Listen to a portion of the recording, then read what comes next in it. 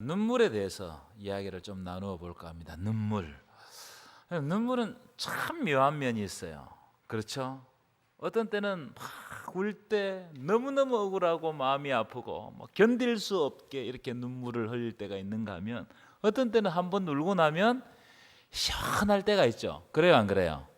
그래서 눈물은 참 묘하다.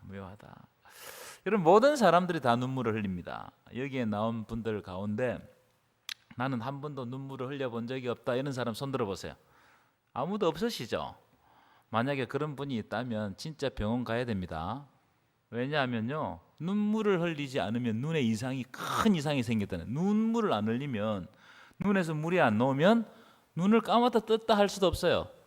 눈물이 굉장히 중요합니다. 그리고 정서적으로도 나는 안 운다, 이 사람 비정상적입니다. 우는 것이 참 좋다, 저는 생각해요. 여러분, 세상에 울지 않는 사람 단 한 사람도 없습니다. 우리 예수님도 우셨죠. 안타까운 마음이 탁 들자 우리 예수님이 우셨어요. 참 그런 장면을 보면 우리 예수님 좀 더 가까운 나의 친구처럼 여기시잖아요. 예수님도 우셨다. 저도 언젠가부터 눈물이 많아졌어요. 눈물이. 그래서 저를 보고 어떤 분들은 갱년기가 아닌가 그렇게 말씀하시는 분들이 있는데 맞는 것 같아요.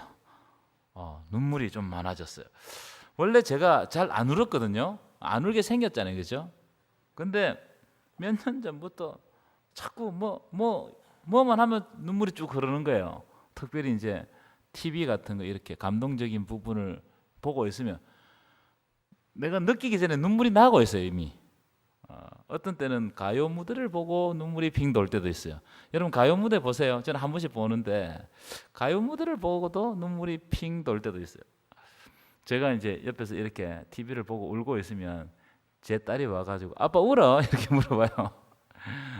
옛날엔 저 들키는 게 좀 부끄러웠는데 요즘에는 그럼 눈물이 나네 하고 자연스럽게 좀 이렇게 받아들이는 것 같아요. 근데 여러분, 눈물이 많아진 것은 저는 좋은 현상이다 그렇게 생각합니다. 눈물이 많아진 것은 좋은 현상이다. 눈물을 흘리지 않는 사람보다도 눈물을 흘리는 사람이 더 인간적이고 더 솔직하고 우는 것이 참 중요하다. 그래서 여러분, 눈물 나는 것을 참는 것보다 그냥 한 번씩 우십시오. 특별히 여러분, 하나님 앞에서 우시기 바랍니다. 하나님 앞에 와서. 다른 사람 앞에서 막 질질 짜지 마시고 하나님 앞에서 울면 하나님이 우는 사람의 기도를 들어주실 줄 믿습니다. 하나님은 한나가 정말 통곡하는 마음으로 하나님 앞에 울면서 기도할 때 응답해 주셨어요. 굉장히 귀한 장면이라고 생각합니다. 그렇죠?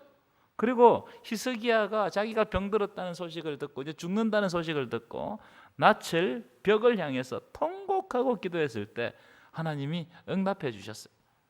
하나님 앞에서 울면 하나님이 우리를 불쌍히 여겨주신다. 그러니까 여러분, 우리가 하나님께 불쌍히 여김을 받는 것이 중요해요.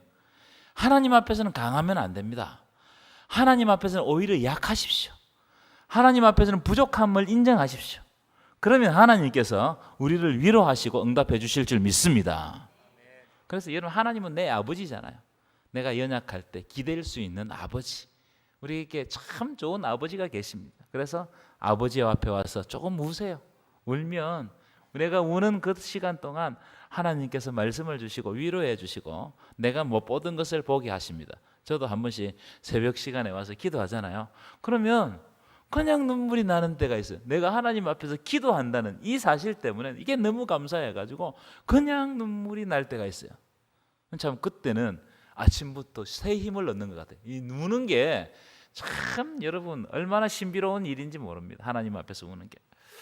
재미있는 보고서가 하나 있어서 소개를 하나 해드리면, 남자는 여자의 눈물에 약해요, 강해요? 남자는 여자의 눈물에 약해요, 강해요?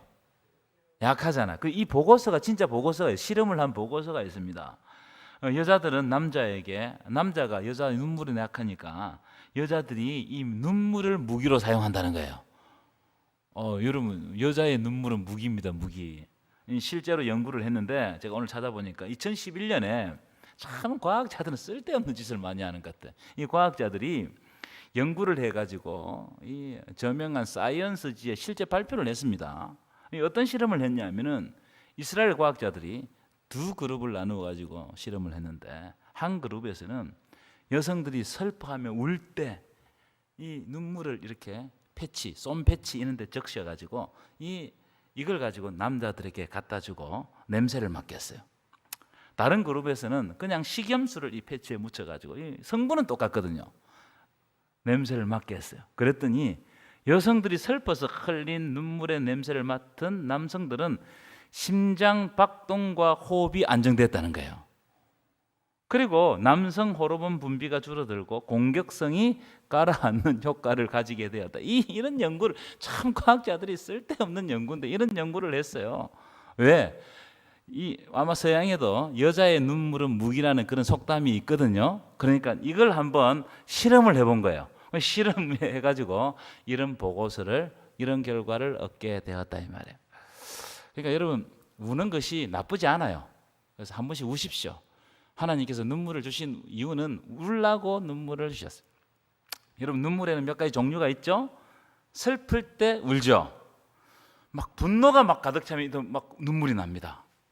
또 너무 기쁘면 눈물이 나죠. 그죠? 너무 기쁘면 눈물이 나고, 아쉬울 때도 눈물이 나고, 서러워도 눈물이 나고, 또 어떨 때 눈물이 나죠? 억울하면 눈물이 나. 너무 억울한 일을 만나면 이게 막 울 수밖에 없어. 억울한 일을 만나면 운다는 거예요. 자, 오늘 본문을 보십시오. 본문을 사도 바울도 빌립보서 3장을 딱 기록하면서 눈물을 흘리면서 글을 쓴다는 거야. 눈물을 흘리면서. 내가 여러 번 너희에게 말하였거니와 이제도 눈물을 흘리며 말한다는 거야. 눈물을 흘리며. 여러 번 눈물을 흘렸고 이제도, 오늘도 편지를 쓰면서 눈물을 흘린다. 여기서 사도 바울이 흘린 눈물은 제가 방금 말씀드렸던 무슨 슬픔의 눈물, 분노의 눈물, 기쁨의 눈물 이런 게 아니에요. 이 눈물을 흘리다 이 말을 찾아보니까 클라이오라는 말인데, 헬라어로 클라이오는 일반적인 눈물이 아니고 애곡하다, 대성통곡하다 이런 말입니다. 그러니까 여러분, 오늘 바울이 빌립보 교회에게 편지를 쓰면서 막 정말 대성통곡하고 애곡하는 마음으로 오늘 글을 쓰는 거예요. 너무너무 가슴이 아픈 마음으로 이게 막 주체할 수가 없는 거예요. 이 사건을 생각하면 너무너무 눈물밖에 안 나오는 거예요. 자, 그럼 뭐 때문에 대성통곡하면서 편지를 썼을까? 18절 보여요. 18절 한번 읽어볼까요? 시작. 내가 여러분 너희에게 말하였거니와 이제도 눈물을 흘리며 말하노니 여러 사람들이 그리스도의 십자가의 원수로 행하느니라. 사도 바울이 왜 통곡했다는 거예요? 왜 눈물을 흘렸다는 거예요? 빌립보 성도들 가운데 십자가의 원수로 행하는 사람이 있더라는 거예요. 십자가의 원수로.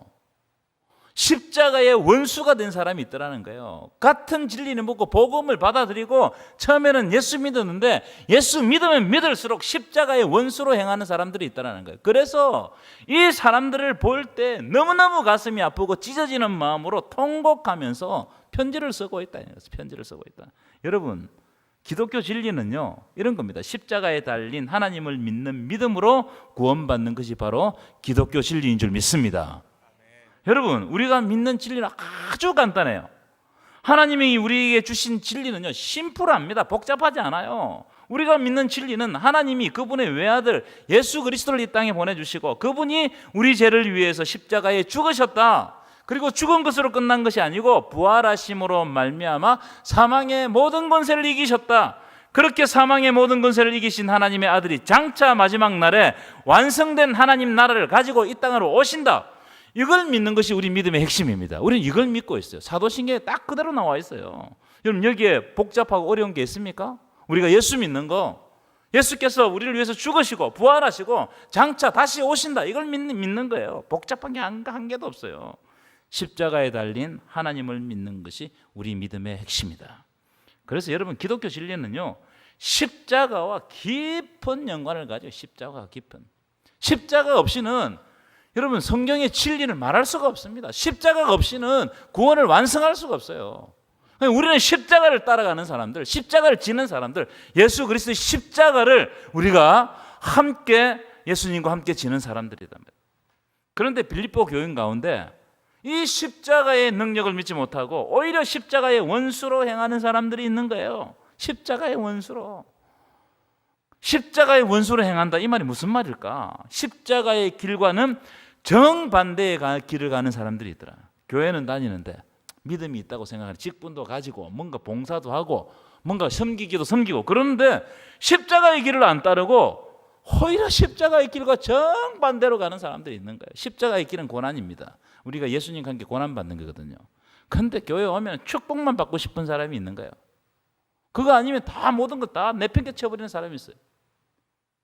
이게 십자가를 따르지 않고 정반대로 가는 사람들이다. 자, 그러면 사도 바울은 어떤 사람들이 십자가의 원수로 행한다고 말했는가? 자, 19절 한번 보실까요? 19절입니다. 읽어볼까요? 시작. 그들의 마침은 멸망이요, 그들의 신은 배요, 그 영광은 그들의 부끄러움에 있고 땅의 일을 생각하는 자라. 자, 사도 바울이 십자가의 원수로 행하는 사람들은 어떤 사람들이냐? 자, 이거 보십시오. 그들의 마침은 그들은 멸망당하는데, 자, 여기 보면 그들의 신은 뭐라고요? 배라는 거예요. 배. 타고 다니는 배가 아니고 우리 배, 몸에 있는 배. 19절에서 가장 중요한 단어입니다. 그들의 신은 배라는 거예요. 배.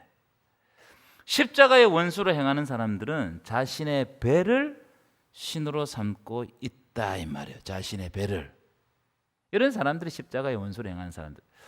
여러분, 자신의 배를 신으로 섬긴다는 것은 두 가지를 의미한다고 이야기해요. 이 해석은 칼뱅 선생님의 해석입니다. 첫 번째, 자신의 신을 배로 여긴다는 말은 온갖 좋은 것을 먹는다는 의미가 있어요. 온갖 좋은 것을 먹는다는 것은 세상적인 모든 것을 받아들인다는 의미와 비슷합니다. 자, 그림을 한번 보여주실까요? 예전에 내가 이제 한번 보여드렸던 그림 같은데, 이 그림은 당시 로마 사람들의 식사 장면을 딱 보여주는 장면입니다. 귀족들이 식사를 하는 장면이에요. 로마인들은 저렇게 엎드려서 식사를 하는 거예요. 엎드려서. 희한하게 식사하죠. 어떻게 저렇게 우리는 좀 저렇게 식사를 못 하는데 엎드려 식사해요. 저렇게 식사하는 것을 뭐라고 부르느냐면 트리클리니움이라고.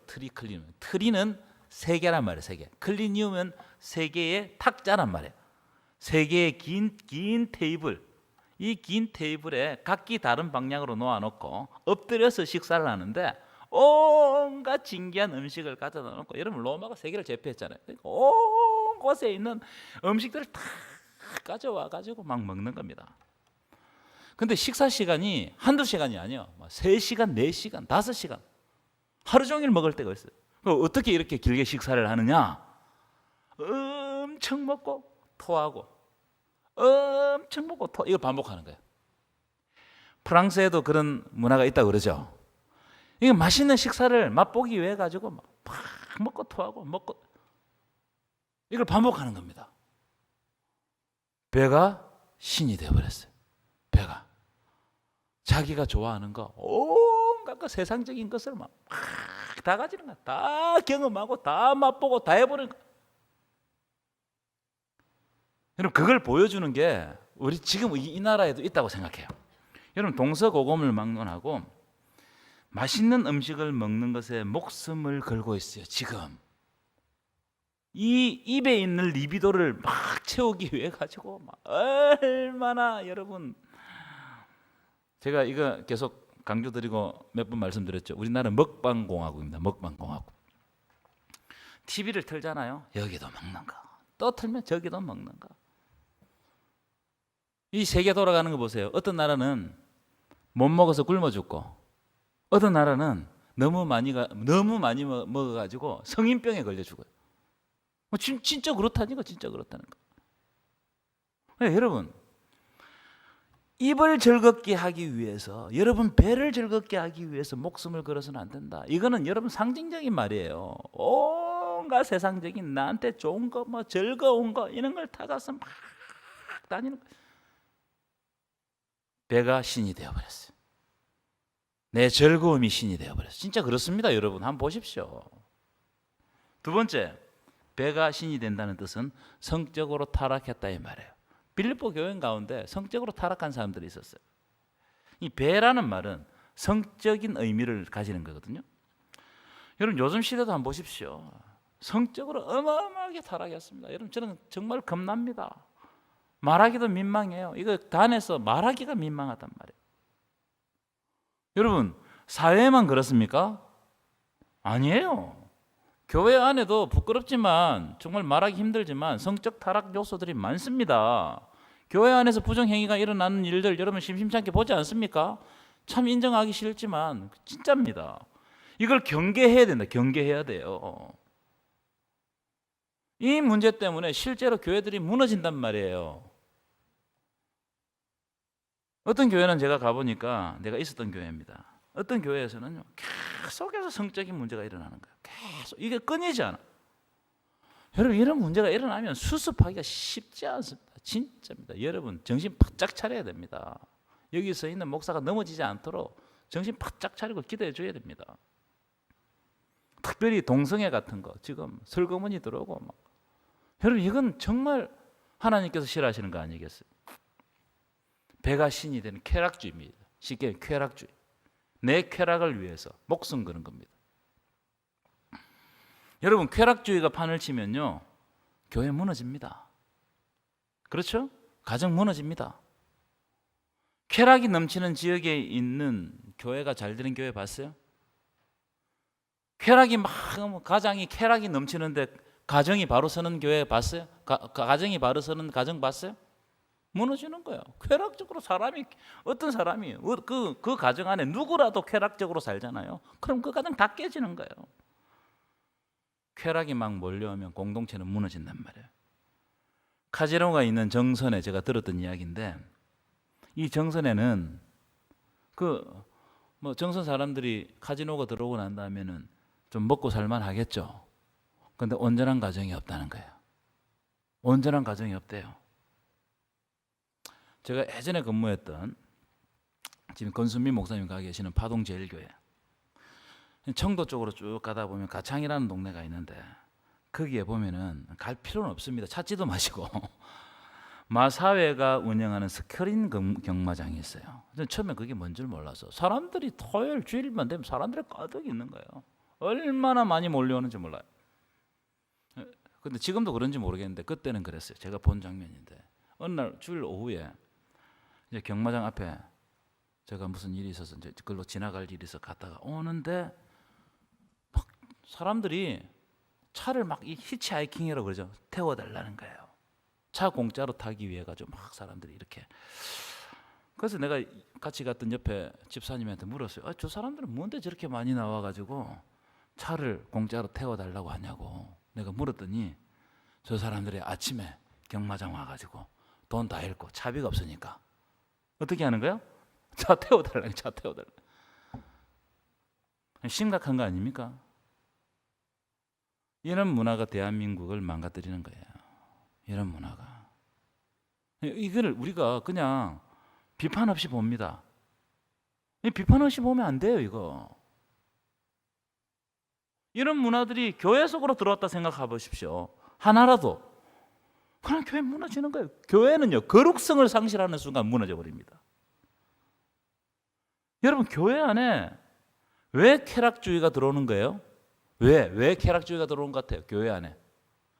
성도들이 교회 다니는 사람이 그걸 동경하니까 그게 들어오는 거예요.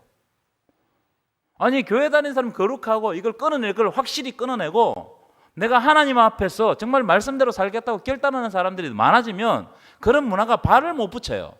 부끄러운 일이 돼버립니다. 그런데 교회 안에 들어오면 그런 사람들이 많거든요. 고린도 교회 한번 보십시오. 고린도 교회.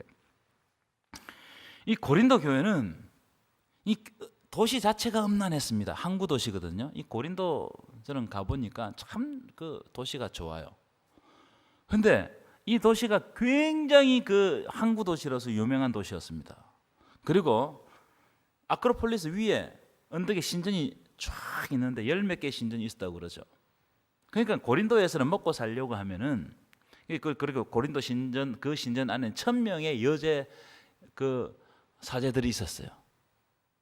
매춘을 하는 여사제들이 있었어요. 그리고 고린도에서 음식을 사 먹으려고 하면 모든 음식이 다 뭐라고요? 우상에 바쳐진 음식이단 말이에요. 그러니까 한번 생각해 보십시오. 고린도 지역에 사는 성도들의 입장에서는 그런 문화를 매일 봐. 그런 음식을 매일 먹어. 그러니까 이걸 끊어내지 못하고 설거머니 이게 고린도 교회 안으로 들어왔단 말이에요. 그러니까 고린도 교회에는 분쟁이 생겨요. 우상 음식 묻는 문제가 생겨요. 그 다음에 고린도전서 5장에 음란의 문제가 생겨요. 음행의 문제가 생긴단 말이에요. 그래서 여러분 고린도 교회가 깨지고 망가지고 힘들고, 그래서 제가 요즘 고린도 후서를 수요 예배 시간에 강의하고 있지만 고린도 교회에 편지를 최소 몇 번 보냈다고요? 4번의 편지를 보냈다는 거 아닙니까? 이게 문제가 해결이 안 돼. 다른 교회는 빌립보 교회 같은 데는 한 번만 문제를 이렇게 편지를 써도 사람들이 감동하고 바울과 하나 되고 바울의 사역을 돕고 이러는데, 고린도 지역은 안 그래요. 4번을 편지를 보내도 이게 쉬운 일이 아니야. 왜요? 받아들이지 말아야 될 문화를 받아들이기 때문에. 쾌락이 교회 안에 넘쳐나면 교회는 무너지는 거예요. 19절 보십시오. 19절 다시 보여주실까요? 이 쾌락, 이 배 이제 생각하시면, 자, 그다음 그 영광이 어디 있다고요? 그의 영광은, 말을 해보세요. 그의 영광은 그들의 부끄러움에 있다는 거예요. 그들의 부끄러움에. 그렇기 때문에 그들은 땅의 일을 생각하는 거예요. 하나님 앞에서 부끄러운 것은 땅의 일입니다. 이 이야기를 하는 거예요. 하나님 앞에서. 그러니까 여러분 오늘 설교를 들으면 자기 자신의 삶을 잘 살펴봐야 돼. 내가 어떤 일을 하는데 하나님 앞에서 부끄러운 일을 한다. 이거는 땅의 일을 하고 있는 거예요. 내 영광을 위해서. 그의 영광은 부끄러움이란 말이에요. 부끄러움. 하나님 나라를 생각하는 게 아니에요. 하나님 앞에 떳떳하지 못한 거야. 그러니까 다 넘어지는 거예요. 다 깨지는 거예요. 여러분, 돈 열심히 벌어야 됩니다. 성실하게 정말 일해서 벌어야 됩니다. 돈 벌지 말라는 게 아니에요. 우리 청교도들은 정말 열심히 여러분 일했습니다. 청교도들이 얼마나 돈을 열심히 벌었냐 하면은, 청교도들이 지은 집에 가면은 창문을 일부러 크게 내는 거예요. 그리고 절약하고 그걸 사회에 가난한 사람들을 위해서 썼어요. 그래서 왜 창문을 크게 내느냐? 내가 부끄러움 없이 살겠다. 밖에서 보더라도 나는 부끄러움 없이 살겠다. 이걸 상징적으로 보여주기 위해 가지고 일부러 자기 집을 지을 때 창문을 크게 냈다는 거예요. 여러분 돈 벌어야 돼요. 성실해야 됩니다. 하지만 여러분 돈 번다고 하나님과 멀어지면 그게 쾌락주의단 말이에요. 그게 부끄러운 일이고 땅의 영광을 생각하는 거예요. 여러분 돈 버는 것보다 더 중요한 게 뭡니까? 하나님으로부터 공급되는 은혜와 말씀을 사모하는 거예요. 아멘이십니까? 그래서 여러분 열심히 직장생활하고 돈 벌고 하지만 이 돈 버는데 마음을 뺏기지 마십시오. 여러분의 영혼을 팔지 마십시오. 딱 마찬가지예요. 권력, 명예, 취미. 여러분 취미도 지나치면 안 돼요. 제가 예전에 배드민턴 치다가 너무 빠져가지고 안 되겠다. 목회가 안 되는 거예요. 이게 아침에 일어나면 배드민턴만 생각나는 거예요. 그래서 그날 바로 끊어버렸습니다. 안 되겠다 싶었어요. 내 취미 때문에 하나님과 영적 관계가 깨진다면 그 여러분 그 쾌락 아닙니까? 우리는 그런 기준을 세워야 된다. 우리가 어떤 기준을 세워야 되냐? 하나님과 내와의 관계 속에서 내 삶에 일어나는 모든 기준을 세워야 된다 이 말이에요. 여러분 사도 바울이 오늘 통곡한 이유가 뭐라고요? 빌립보 사람들이 쾌락에 빠져 있고 땅의 것들만 생각하며 살기 때문에 통곡하는 거예요. 이게 막 통곡하는 거예요. 그러니까 온전한 예배를 드리지 못하고 기도할 시간도 없고 기도할 마음도 없고 하나님께 헌신하면서도 마음이 무겁고 기쁘지 못하고 말씀대로 살지 못하고 교회는 와야 되겠고 오는데 행복함이 없고 그런 거 아니에요 여러분? 여러분 이 세상은 영원하지 않습니다. 믿으십니까? 우리는 곧 심판주 하나님 앞에 곧 서게 됩니다. 금방 갑니다. 금방. 세월은 화살처럼 빠르게 지난다. 여러분 여기 계신 여러분 옆 사람 한번 들어보세요. 이렇게 늙을 줄 누가 알았겠어요? 안 그래요? 저도 내가 설교 준비하다가 30대 사진 보니까 괜찮더라고요. 그런데 이렇게 머리가 빠질 줄 누가 알았겠어요, 여러분? 그냥 지나가는 겁니다. 화무 11홍. 금방 지나갑니다.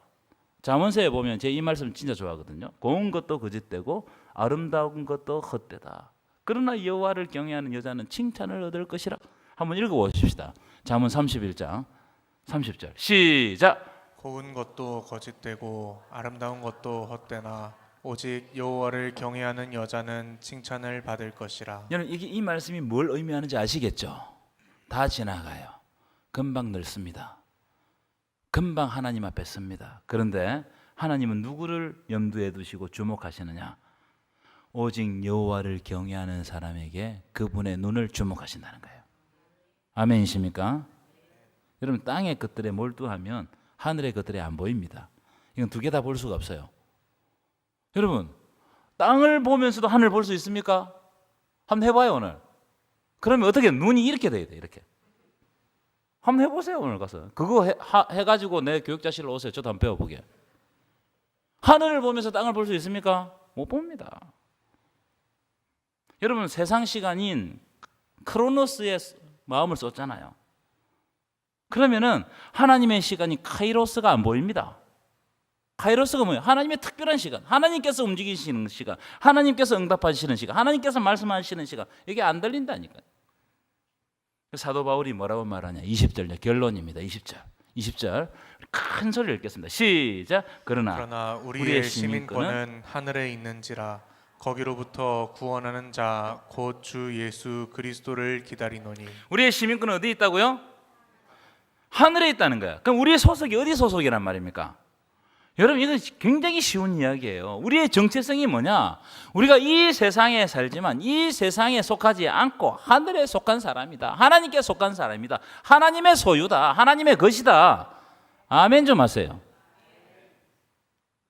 그런데 여러분, 우리가 하늘에 속한 사람인데 뭐 그렇게 불만이 많고 불평이 많습니까, 여러분? 하늘에 속한 사람인데. 우리 살면은요, 불편한 것들이 많아요. 이 땅의 삶을 여러분 믿음 지키고 살면요, 이 땅에 살아가는 것이 쉽지 않습니다.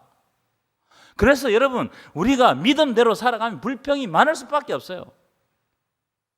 근데 진짜 믿음의 사람, 하나님을 바라보고 하늘 백성으로 살아가는 사람, 이 땅에 불평의 요소들이 너무 많지만 그러나 감사하는 사람이에요.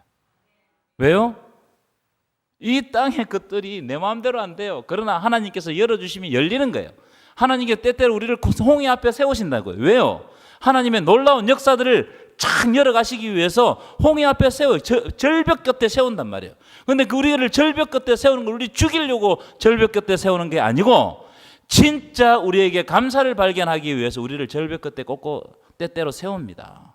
그래서 나에게 불평의 요소들이 탁 생기잖아요. 그러면 곧 하나님이 이 불평의 요소들이 변하여서 감사의 제목을 주시겠구나. 이게 하늘 바라보고 사는 사람이에요. 방식이 달라요. 사는 방식이 달라.